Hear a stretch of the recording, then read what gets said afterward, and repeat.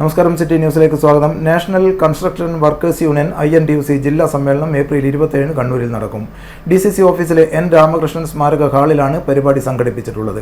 സമ്മേളനം രാവിലെ 10 മണിക്ക് KPCC president K Sudhakaran MP ഉദ്ഘാടനം ചെയ്യുമെന്ന് സംഘാടകർ വാർത്താ സമ്മേളനത്തിൽ അറിയിച്ചു. കണ്ണൂർ ജില്ലാ national construction workers union INTUC 12ാം ജില്ലാ സമ്മേളനം ഏപ്രിൽ 27 ഞായറാഴ്ച രാവിലെ 10 മണി മുതലാണ് നടക്കുക. പ്രതിനിധി സമ്മേളനം മുൻ മേയർ അഡ്വക്കേറ്റ് TO മോഹനും വൈകിട്ട് 3-ന് നടക്കുന്ന സമാപന സമ്മേളനം സജീവ് ജോസഫ് MLAയും ഉദ്ഘാടനം ചെയ്യും.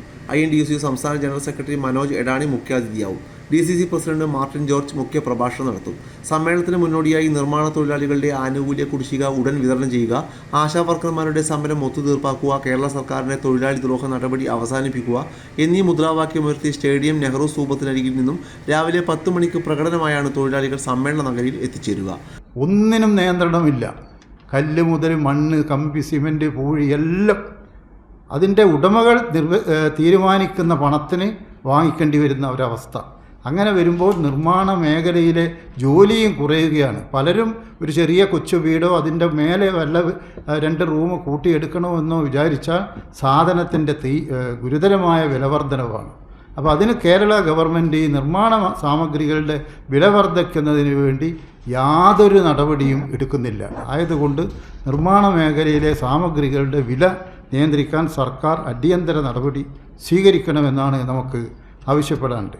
അതുപോലെ തന്നെ എല്ലാ ആനുകൂല്യങ്ങളും കുടിശ്ശിക എത്രയും പെട്ടെന്ന് വിതരണം ചെയ്യണമെന്നും, അതുപോലെ ഒരു കാലോചിതമായ ഒരു മാറ്റം, ഉദാഹരണത്തിന് ഒരു നിർമ്മാണ തൊഴിലാളിയുടെ മകൻ്റെ കല്യാണത്തിന് 10,000 രൂപയാണ് നൽകി വരുന്നത്.